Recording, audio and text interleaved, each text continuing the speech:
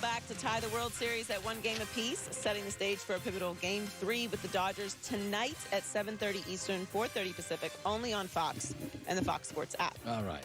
Dodgers throw their ace tonight, so I think they'll shift back to a Dodgers 2-1 lead in the series. Eric Mangini was a head coach for the Jets and Browns. He's got 3 rings while he was with the Patriots. Fox Sports NFL analyst, one of my favorite guys, or my friend, Eric Mangini, is now joining us live. So let's just examine the 2 quarterbacks last night. So Greg Cosell said this week, he said, Wentz is a little Favre, that he's a playmaker.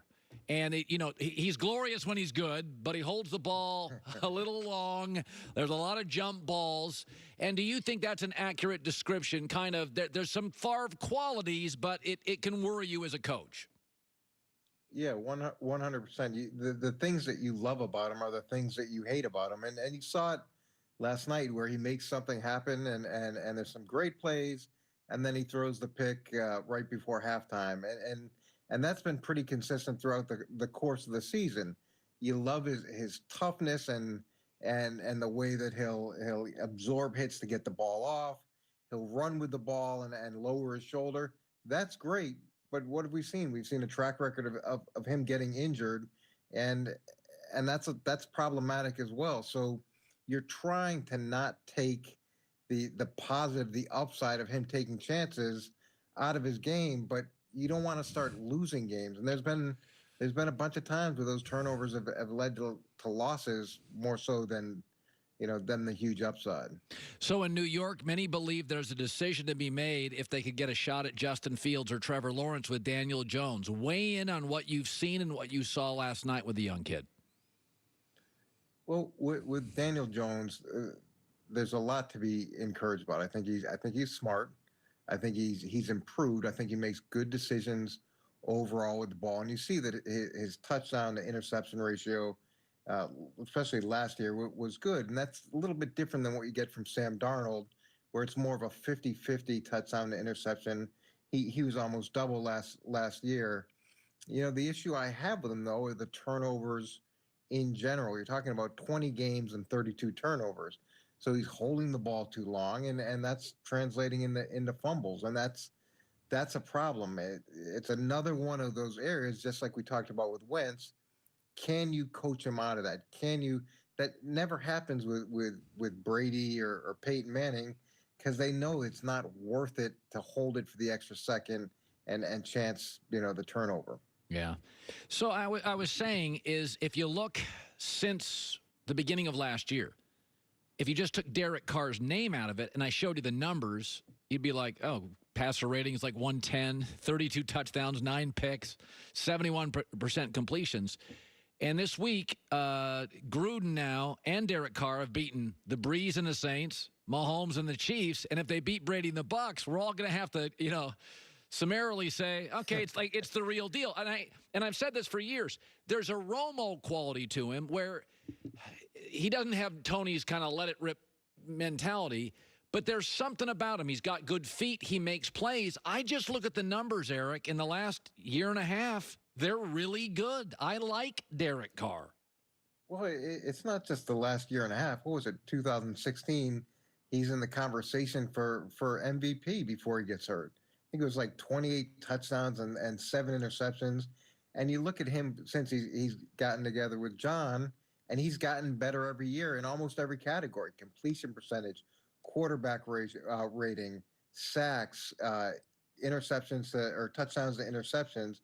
There's significant progress, and he strikes me as a guy that maybe when Gruden came in was a little bit uncomfortable, wasn't used to that style of coaching. But now that they've gotten an understanding, and he understands not only the system, but also the play caller and the head coach, you're seeing that progress, you're seeing that growth, and really you're seeing the player that we have seen historically.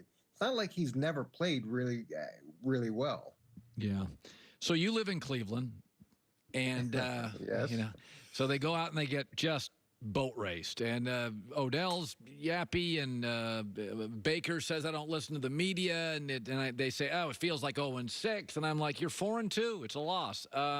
Give me an update on the Browns this morning, your vibe, how you feel about where they're at going forward.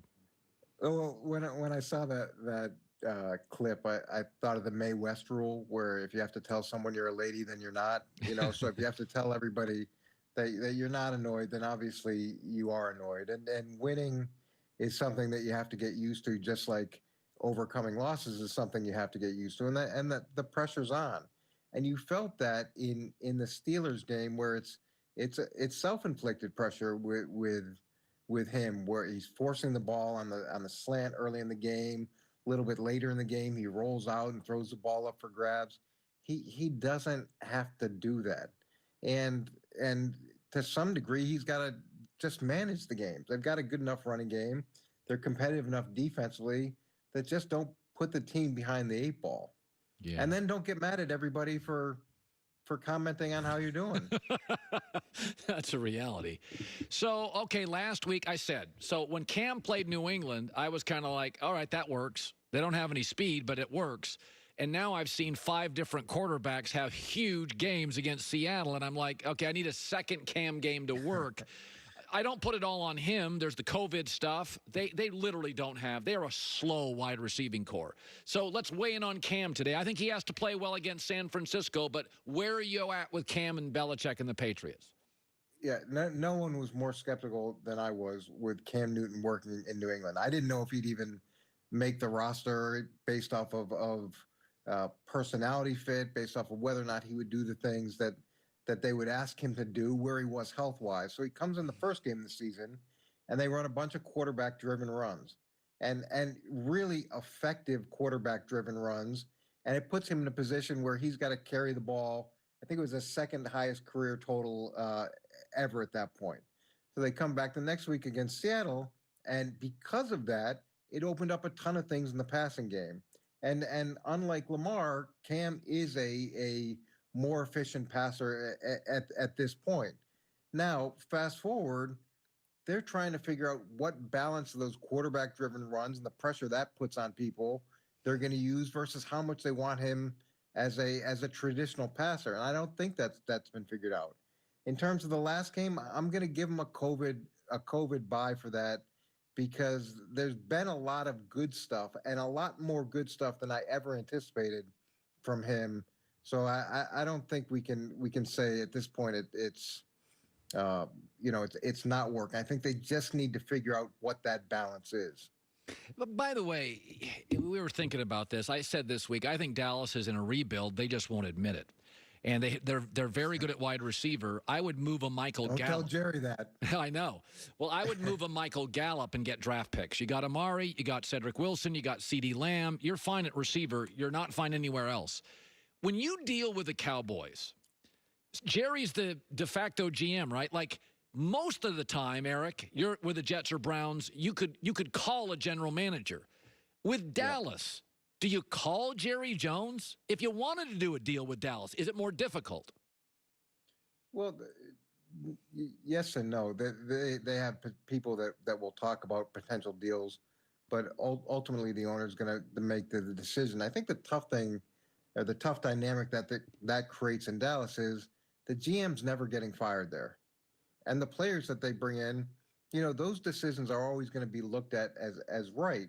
And oftentimes when those players don't work out and maybe they aren't the right fit, it usually falls on the coach. They couldn't get rid of Jason Garrett, quick enough last year. And now, there's this discontent with the coaching staff.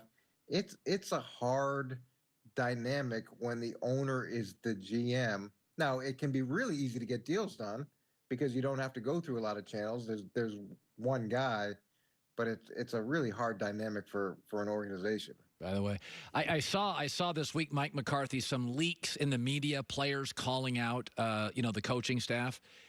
Were you ever, in your career as a head coach, were there ever leaks? What do you do with that? Yeah, but there's true leaks, and then there's agents of disgruntled players. Right. So a player may be frustrated with his play time. He may be frustrated with his role, and he complains to his agent, and then the agent puts it out that the whole team is dissatisfied with the coaching staff. They don't know what they're doing. But come on, Mike McCarthy's been coaching, I think, 31 years. Mike Nolan's been coaching 39 years. To say that they're not competent, that they don't know what they're doing, it's silly, and it's I don't think it's player driven. And if it is, those players are weak. You have an opportunity to walk in and talk to the head coach and express your concerns. And if you don't feel comfortable there, you can talk to the captains. And if you don't feel comfortable there, because the owner is the GM and very involved, you can go talk to Jerry. And to deal with it through the media, it's just at this early stage, if it's a player, it'd be ridiculously disappointing. Eric Mangini, have a great weekend, boss. Good seeing you. All right, good seeing you too. All right, good stuff. By the way, weather can be unpredictable. Michelin Endurance XT silicone wiper blades last 2 times longer. Available only at Walmart. Michelin Endurance XT silicone wiper blades. Joy Taylor with the news. No.